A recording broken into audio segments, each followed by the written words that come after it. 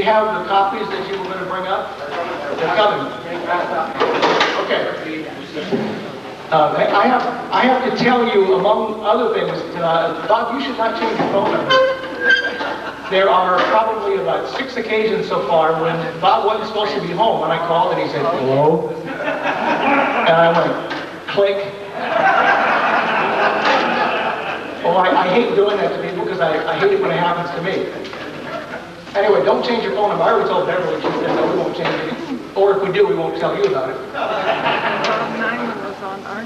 Link, would you like to kind of tell us what this is that you're passing out?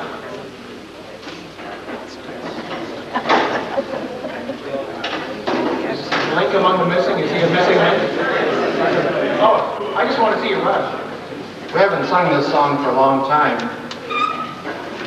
Think how your part goes. If you can't remember your part, to give my regards to Broadway and sing the melody. Do you remember? Give my regards to Broadway. Okay. Be natural. All right. Think through this one time so that it comes out accurate when we finally sing it. Because so think the song. Give my regards to Broadway. So, but think those words. Don't look at me. Don't listen to me. Just look at those. And see if you can go all the way through the song as you remember it and make those words fit. Yeah. Think melody. Think melody.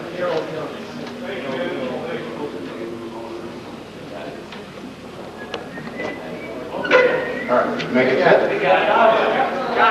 Okay. Go. Let's sing our song to Robert, for he's a guy who's on the square. Hundreds of friends from up and down the street will prove that we all care. One of the things we're learning, with Bob you never can go wrong. And on this night we'll have our way, we're glad to honor him in song.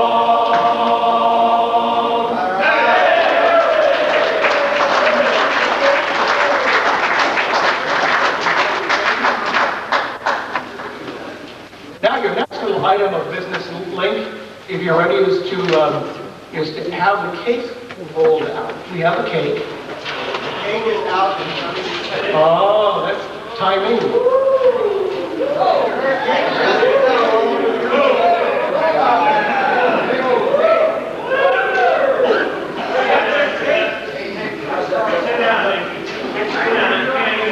Just hand this way. So this way corresponds to fixing it wrong.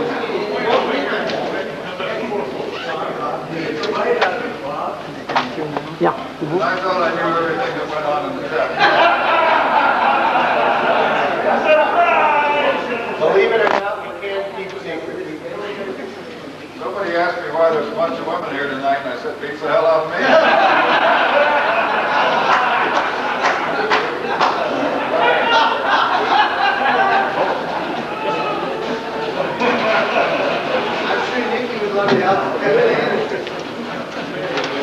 Before we begin, there are some thank yous. That's the last you're going to see of that cake until we eat it all up later on. There are some thank yous to all the past presidents who helped to put this all together. And Carlton, who got a lot of the display pictures you have.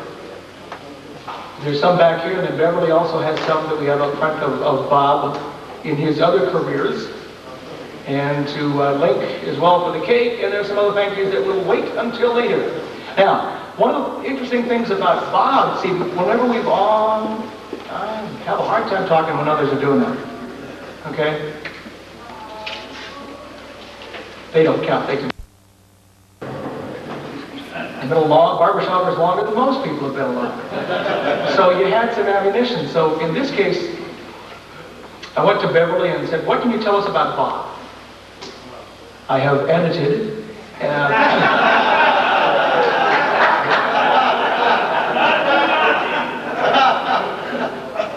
are several pages here, but I've taken two in Braille, so I'm going to read you briefly some things about Bob that you may or may not have known. No, this is true. This is some of the things that happened to him before he joined the Corps of Letters. Born in San Diego, went to Point Loma High School, went to UCLA. I didn't hear Phil cheer. Why didn't I hear Phil cheer? While there, he became involved with music, ROTC, and sports publicity. He also played sousaphone in the UCLA band. Hey. Joined the Army in 1943 from UCLA. Went to Fort Knox, Kentucky. Later was with the 11th Armored Division, and he was an aide to General Kilburn during the Battle of the Bulge. That's World War II, for some of you who aren't sure you remember. Yeah, right.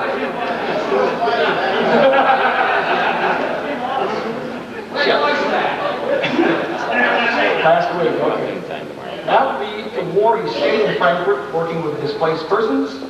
Later came back to the States, and was it here when he was back on leave that he met and married Beverly back in June of 1949. He then went to work for the Pentagon as an assistant secretary on the general staff under J. Loudon Collins.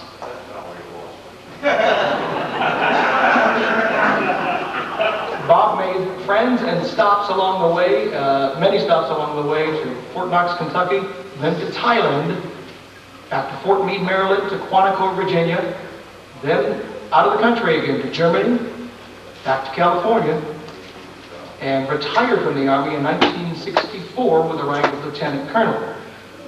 He then took a job as Director of Emergency Services for the Los Angeles County, and when people heard about that in 1965, they said, we've got to give him something to do, so we had the Watts riots.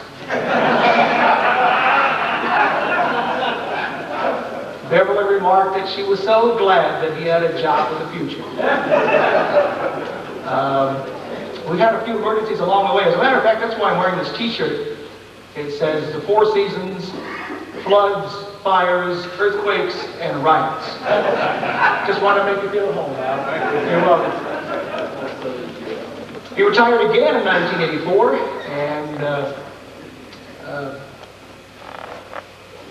did John write this? Oh, says here the Nymans have 3 children, Kathy, Gail, and David, and 5 grandchildren. Bob's first love is barbershop, and golf and travel following close behind. Bob and Beverly, back up.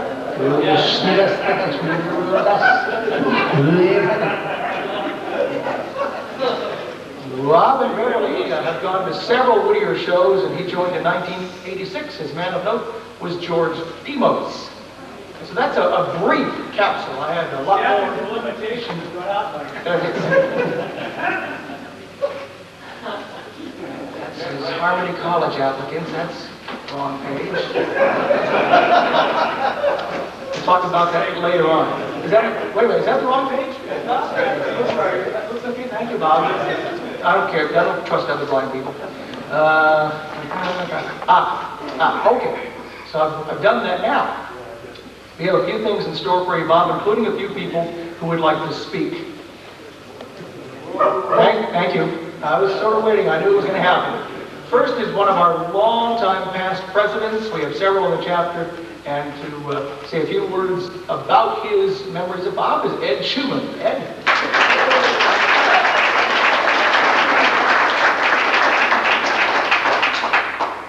One of the things that I remember, and of course there's a lot of them, but we were putting on a show, and we came to the Saturday night, and Bob says, this year we're going to do something different.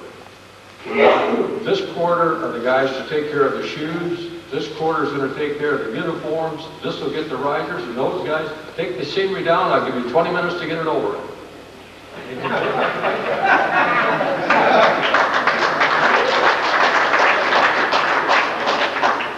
I had a bet with Earl that it couldn't be done.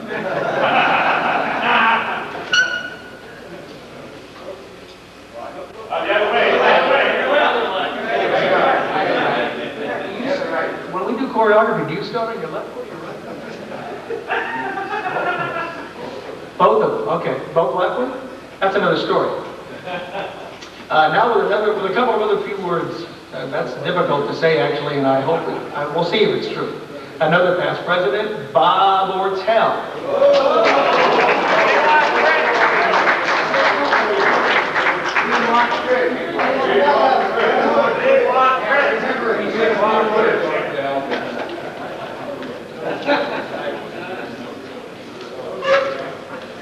When I first met Bob and watched him in action, I knew that he was more than a PFC. I was a sousaphone player too. That's me. But Bob is one of the slickest operators I've ever met in my life. When I was president before I became in the chapter, but everybody who's been president since then says this guy is uncanny. He'll walk by me and say, have you ever thought of doing this? And then you walk on. Or do you think this might be a good idea? And every idea he has is unbelievably great. And I was so impressed when Breivik told me that. Breivik told me he'd never gotten through the year without but as an old-timer to a relative newcomer, you've done a hell of a job and we all love it.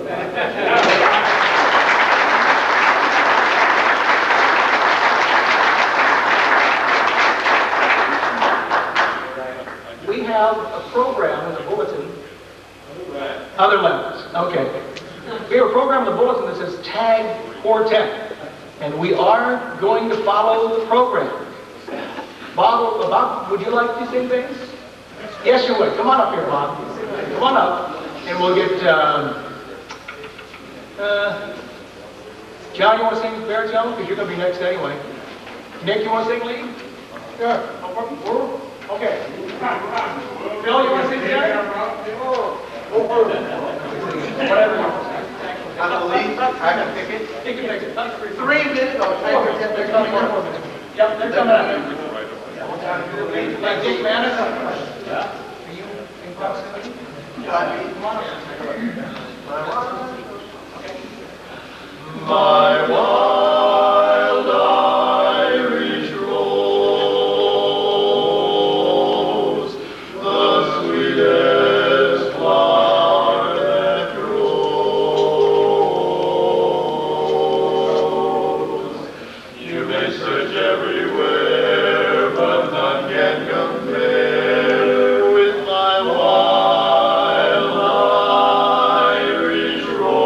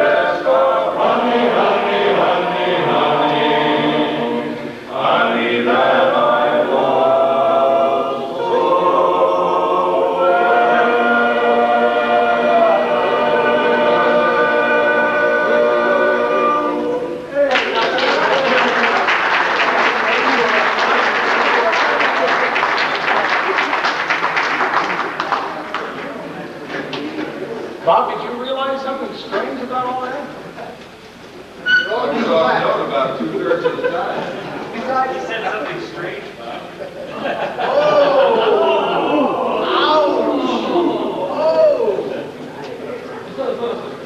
Okay. Next, we have speaking is a long-time chorus member who's done just about everything for the chapter except speak on Bob Neiman Night. And we figured we would give him that opportunity too. Here's the missing link.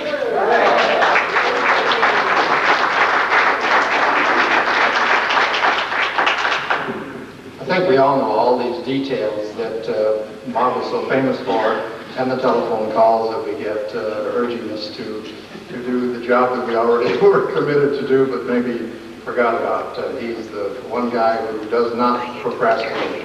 And thinking of the details, he's marveled at writing all this stuff down. He has pages and pages, and he can squeeze more print on one page than anybody ever saw. And the smaller the piece of paper gets, the smaller the printing. And he has all these little 3x5 cards. He must have a house full of them. I swear his monthly bill for 3x5 cards is worse than his telephone bill. Anyway, gets down to show time, as you all know, and when you put all these things together and fill in the guys put the details, and Bob is worried about tickets, and he's worried about the floor and the show and the usherettes and all this stuff, and he just knows the way the pieces are fitted together that the show cannot possibly come off. But he's very calm. You know, he's butterflies deep inside, but he never shows this. And with all the guys that have all the little jobs to do, and it finally all comes together, you just know that the guy that's pulling the strings behind is Bob Neiman.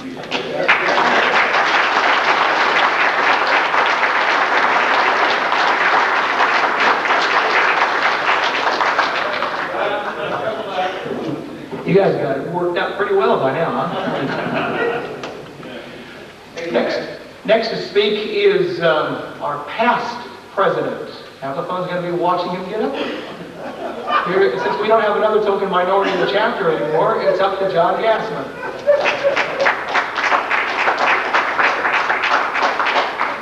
No left. No problem, Mary.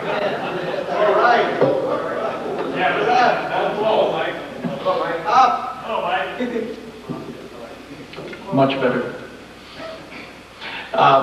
You know, the problem with speaking a little later in the grouping is that everybody else has said most of the stuff that you had intended to say. So I'll have to make some stuff up, I guess. Like the time at 3 in the morning when I got a call, this is last year, right toward the end of things, when Bob said, you might want to consider resigning. And I said, as of January 1st, I'm gone, Bob.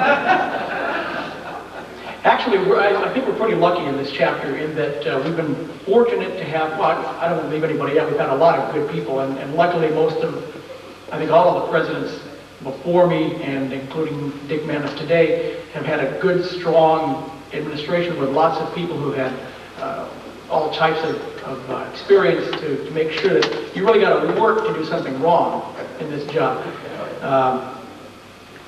And we'll write a book someday about those who have attempted to. But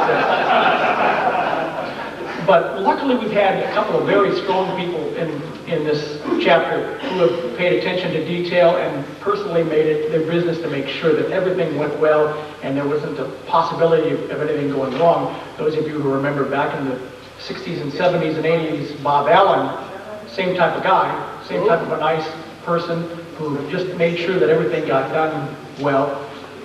And everybody's already talked tonight about Bob Neiman's attention to detail, but one of the neat things about the way Bob does it is that he does it in such a nice way that, you know, even if you disagreed with him, you wouldn't want just, you don't want to screw up somebody that's so nice, you know. So all chapters in this society, both barbershop and Sweet Adeline chapters, ought to have somebody like Bob Neiman as a member.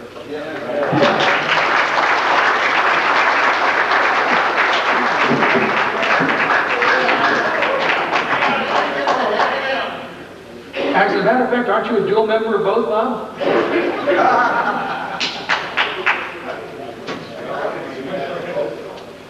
Next to speak is the current president of the Whittier chapter, the man who made sure nobody else sang bass in the Tag Quartet. That was planned, by the way. Dick Meadows.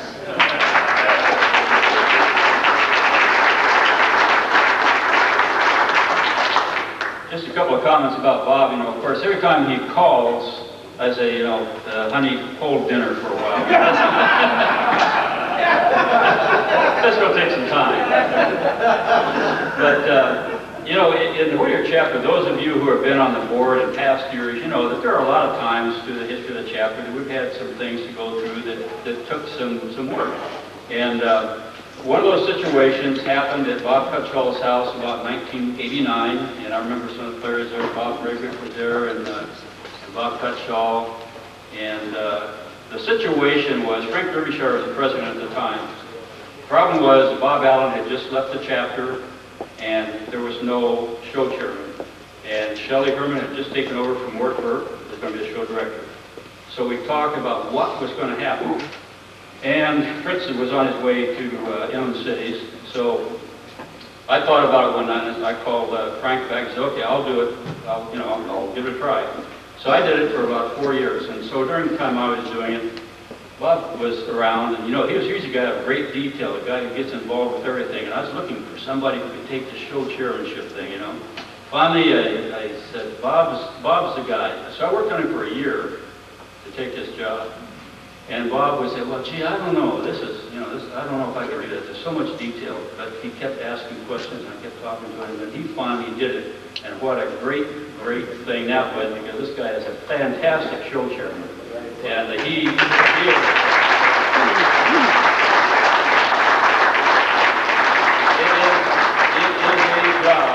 a job of immense proportion. You talk about the detail and the follow-up, and I'll tell you, he's the guy that can do it, and we're really proud to have him for that. Thank you, Bob.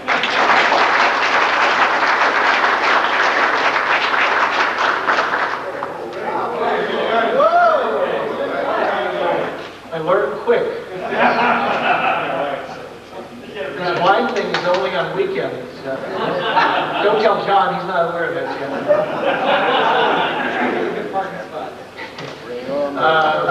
What did he say? My hearing's going down. This gets you good parking. Oh, I see.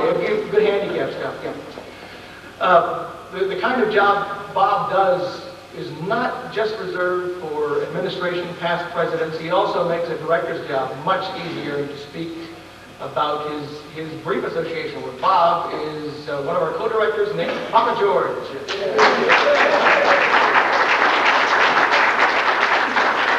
Well, you know, when Earl coerced me into coming over here,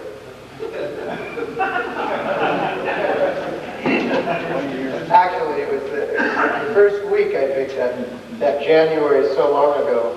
He said, and you know, anything you want, Bob will do it. And I said, Bob Allen's not here anymore. He said, well, believe it or not, we have another guy like that that's probably even a little better at this. He says, you may not believe it, but after a year, Bob, I certainly do believe it.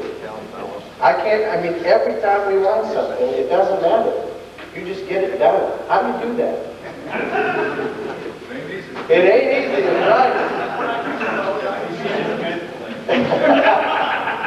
think therein lies the difference between Bob Allen and Bob Nyman. We would say, Bob, shut up to Allen. We don't do that to Nyman, do we? Not yet. I think we all owe you a great debt of thanks. And just because we're having this night doesn't mean that you stop doing all this stuff. Lord knows I need you to keep doing this for years and years and years, and I thank you a great, great deal.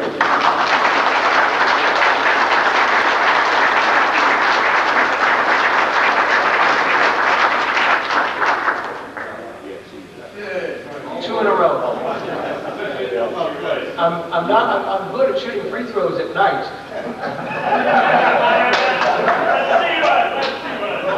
But I have to work on this a little more. After a little piece of tape on the floor, I'd be fine. Oh well. Next in line is our current show director. He does all this stuff on stage and then leaves all the other stuff off stage to Bob. So he probably has a few juicy little stories to tell as well, don't you? Phil Ordell.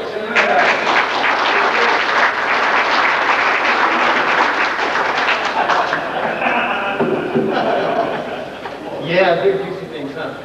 And I love those. Hello, this is Bob. Got a minute? What we get credit for a lot, things that happen on stage, the writing team and the creative guys, would not happen, would not come together, and just would not exist if Bob wasn't there to hold it all together. When I was growing up, I was the kind of kid who did well in school, but had a lot of things going on. If it wasn't for Mom to keep me together, this puzzle that I wasn't just fall apart. I'd be all over this, and I'd be some street urchin right now.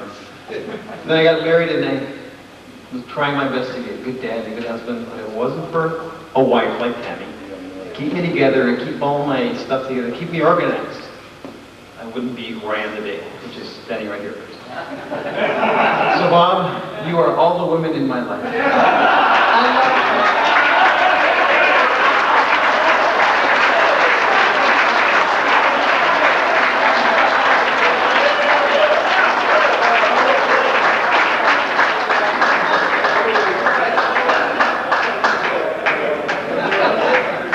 You know what? That's better than Aesop. I thought we were getting Aesop. I didn't know. You want to hear from the men who wrote Aesops? Yeah. There's only one director emeritus in the chapter. Who could that be? You guys tell me. Lou Laurel! Hey, Mercy! Come on along.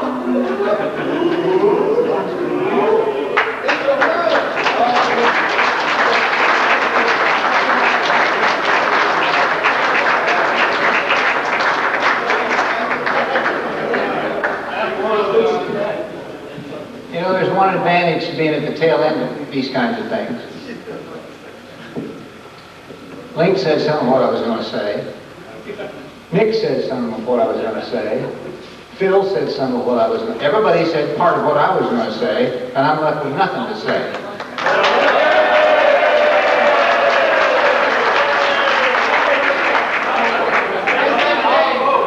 Fear not. Hey, got cake cut yet? Cut the cake right now. Tonight I'm going to share something with you that I don't think over 2 or 3 people in this room actually know. And definitely you don't, Bob. The year that Frank Derbyshire was president of this chapter was when I wrote my official letter of resignation and gave it to Frank one evening at one of our Thursday or Friday night rehearsals before a show or something. I've been laying the plans for a long time and decided it was time. And at the time I handed in my letter of resignation was the time that I was informed that the Masters of Harmony were going to be moving 3.5 miles down the road here. And Frank said, could I just hold on to this for a little while till we kind of readjust? And as most of you, if not all of you in this room do know, this is my home. No matter what, Whittier is my home. So obviously, as you can figure out, yeah, I said, well, you know, put it away for now. I think he still got the letter at home unless he threw it away. But anyway, some of the concerns I had You know, you don't spend almost a quarter of a century at a chapter without becoming a part of it, even if you didn't want to. If you wanted to stay removed or a little aloof or whatever, it ain't going to happen over that period of time. I mean, eventually, just through osmosis, you're just sucked in, you know, and so therefore, I'm a part of the family, whether I want to be or not, I am. So when I'm thinking about, okay, I'll step down and do some things my wife and I have always wanted to do, kind of like when we want to do them, that was the key, so that if we want to be gone on Wednesday, we could. That was a big motivation, but I had some other concerns. See, again, only a handful of you in here will remember this, but the rest of you need to know that when I came over here, Mort Burt and Dale Morgan were here, and they took care of the shows. They also could wave their arms in case I couldn't make the singing, although I didn't miss many. And then there was Bob Allen. And of course that was kind of neat because, man, I was one of them high-flying, great stage robbery type quartets, you know, that had things to go and places to do and all that backward stuff. Very good, you're alert. Just want to see if you're asleep yet or not. And so it was my understanding with the chapter, you know, that, hey, I've got other obligations. You have to understand that. So I'm going to stay kind of isolated, and all I'm going to do is music stuff. You guys got to do all the rest of that stuff, whatever the rest of that stuff is. This is one director that ain't going to carry every ball that's bouncing around. Nice, didn't it? You did good. Yeah, oh man. I did the right things for the wrong reasons. They were very selfish reasons at the time, but I became very dependent upon people like the Mort Burts and the Dale Morgans and the Bob Allens and even the Malcolm Lincoln. God, he goes back that far too. I've even put up with Johnny Focal for all those years. So some of the concerns I had was, what's going to happen to the new directors?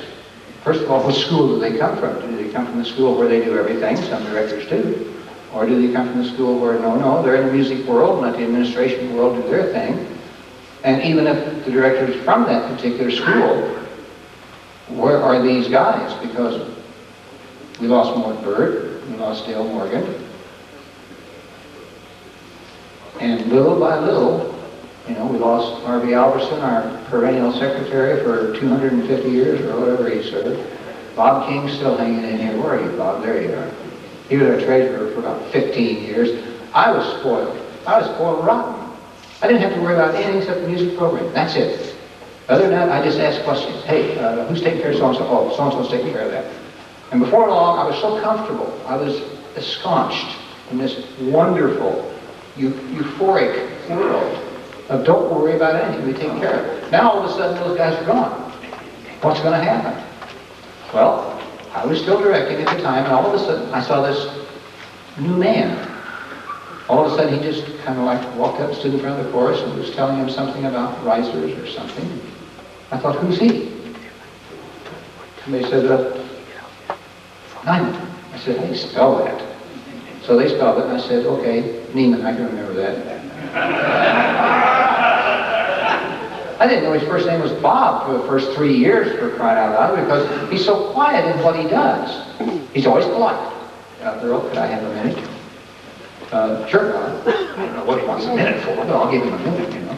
And pretty soon, I noticed he was responsible for something else, and then something else, and something. Matter of fact, do you remember a conversation you and I had at one point in time?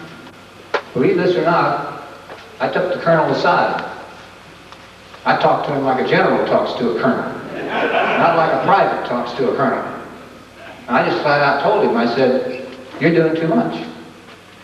You need to back off, okay? Take the thing you really like to do, that's okay.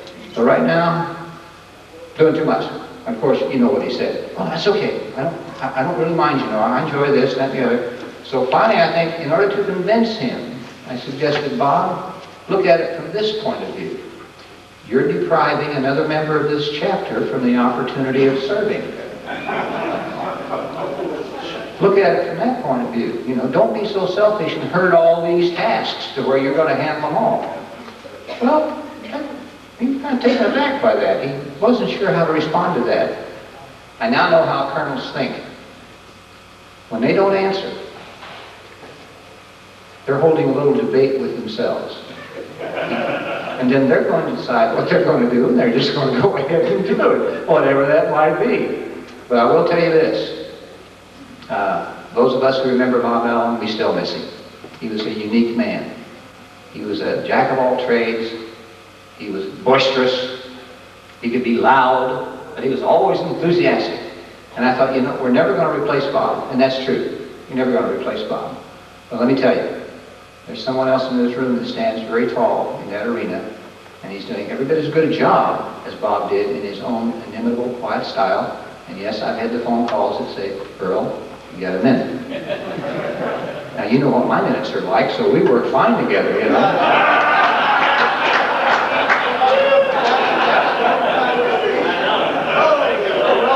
And I think the last conversation we had, I forget what it was he called me about, but he's done this several times. Earl, I'd like to talk to you about such and such a situation. Okay, go ahead, Bob. Well, I've got some ideas.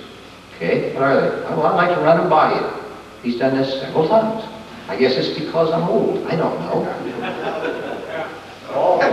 Not as old as you are, I understand that. And so he'd run the idea by me, and then he's probably looking at his own 3 by 5 cards. And he's given me all the little nitty-gritty details. He's not just, this isn't an idea. He has worked this idea through. He has analyzed it from 7 different facets here until he's decided this is a good way to go, and I think this will take care of all the contingencies. Good military planner. And by the time he's through, he says, what do you think? And I say, fine. I don't think I've ever told him anything other than, fine. Sounds good to me. Or, why don't you go do that? You know, I don't know why you called. Anyway, to make a long story as short as I can make one, we now have in place here at the Whittier chapter the same wonderfully fine, strong administration that we've had ever since my first year here, I think it was 1970. The administration just continues, strong. It's got backups, strong. This administration can't go wrong because there's too many of the old ex-presidents, etc., they won't let it go wrong. There's no way it's going to happen. No one person can upset that, no way. Then I started looking at what I used to call the fringe benefits for me. And I looked at the directors. And when we came through with Rick Johnson, and he, by the way, he called, talked to me for about 20 minutes, said to be sure to say hello to you guys, loves you, and he misses you guys.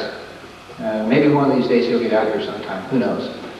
And then in the footsteps of Rick came Nick. But you see, Nick was different. Nick was coming back home. He was here before. He remembers. I know he does. And then, of course, here's this, I hate to say this, here's this USC guy. Phil Ordaz, but that's all right. We got him fresh out of college so we could train him right for a change. And all of a sudden, I took a look and I said, you know, Earl, this chapter is in as good a shape as it's ever been in. Administratively, you're still probably one of the strongest, if not the strongest, in the entire society that I've ever seen. And directorship-wise, you got the good young kids over here, you know. Nick's working on his gray hair, but only in that spot on the right side of his head over there. And then over here to my right, this is what I call Mr. Indispensable. Without Bob Neiman, we'd have a problem. So I just want to say that I think you know that we all really are glad that you're here and a member of the Whittier Court Letters family. Bless your heart.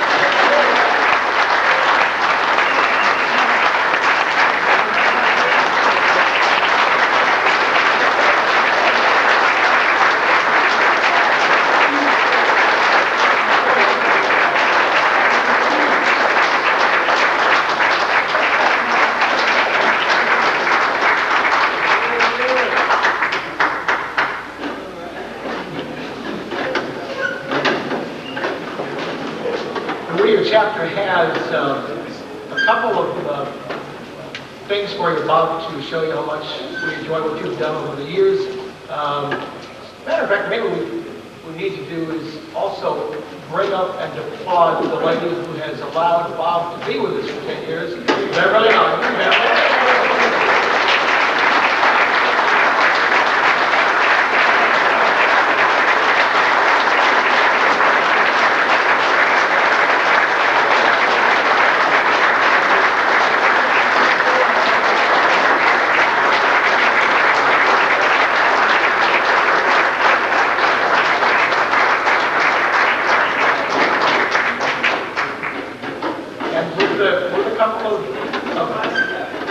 Gifts for Bob. Let me introduce once again Malcolm Lincoln.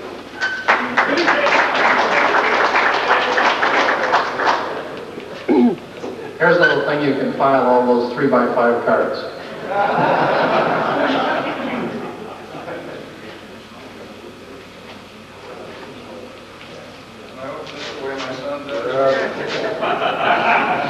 The days of string saving are gone forever.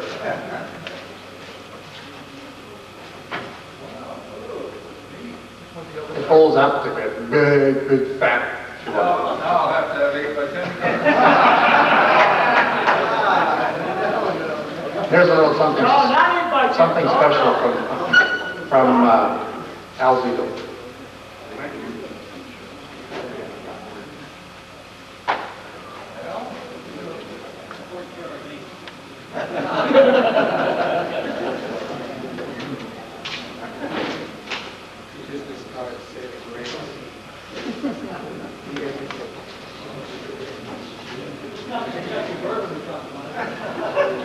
This is hard work. I've been to 2 funerals in the last 3 or 4 days, and I thought I heard my obituary up here at the beginning of tonight, but I'm still alive.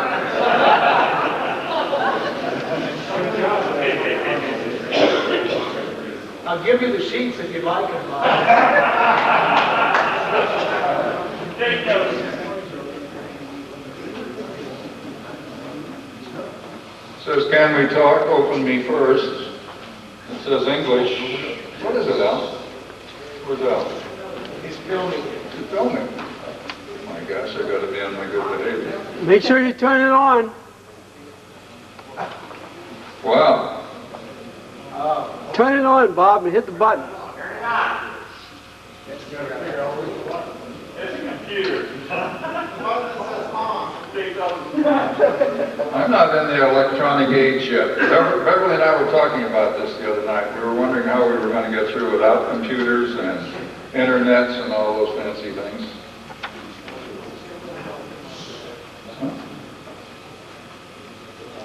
You saw these on the 3x5.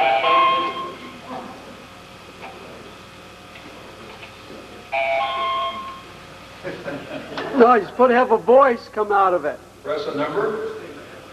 Huh? Hit the button. It's supposed to be a voice. Can't figure it out.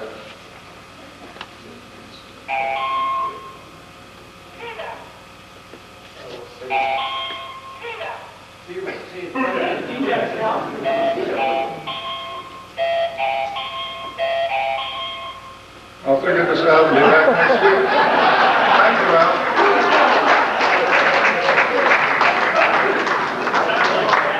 All right, there's one more thing. Nice memento from a chapter or something to keep it. You can use it on Tuesdays out on the golf course. One of Scabble specials.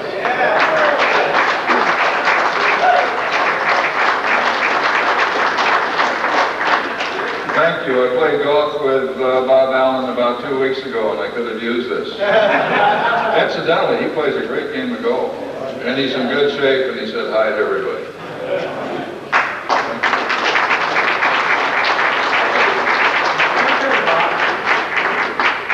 Do you have any, Bob, you got a minute?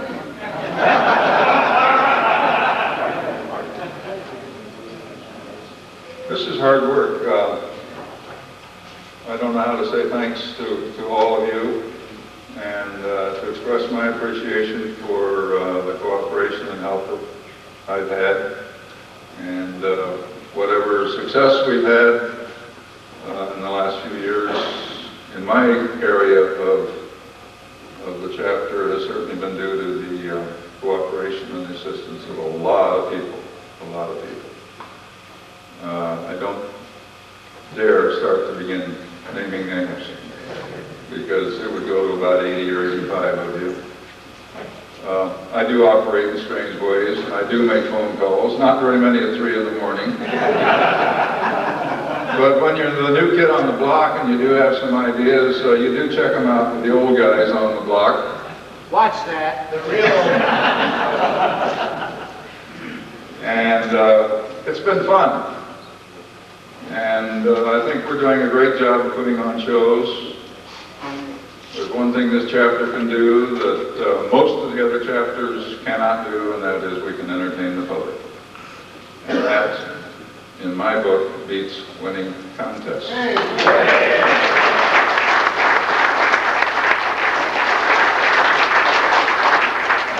That isn't to say that we shouldn't try to win contests, but there's a difference between entertaining the public and winning contests. You guys get standing room only or full audience on their feet. After a contest, you might not win, but by God, you've got the audience every time. And I think that's important. And if I've had any part of helping to put some of this together, I'm proud of it, and I thank all of you for your help.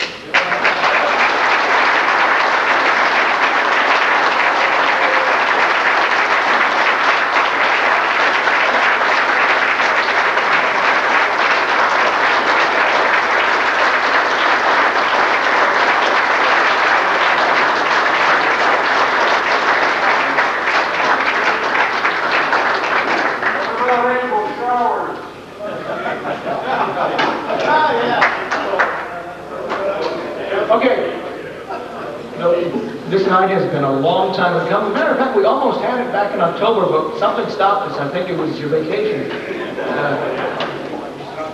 I noticed. I don't need you. I knew that. I looked over and oh, it's fine. You can all sit down now. Sit down now. Where are we? Okay.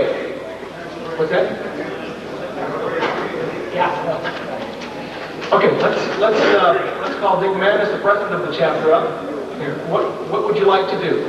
I'm just going to talk for a minute. Okay, and then we're going to do keep cutting and waiting on that good stuff. Yeah, okay. Just take a minute.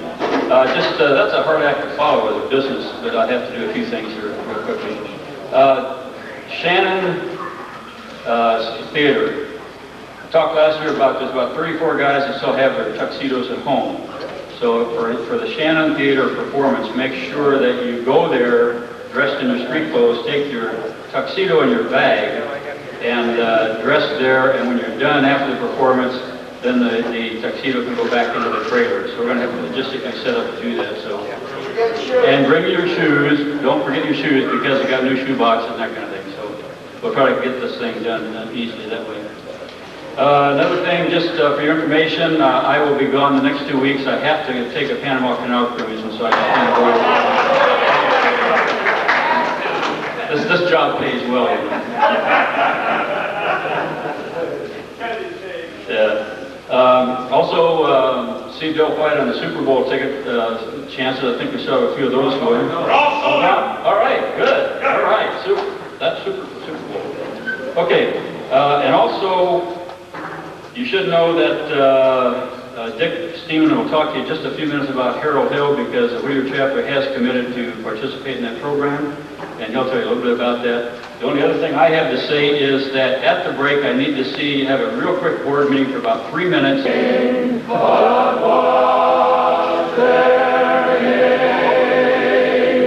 Because we all want to know.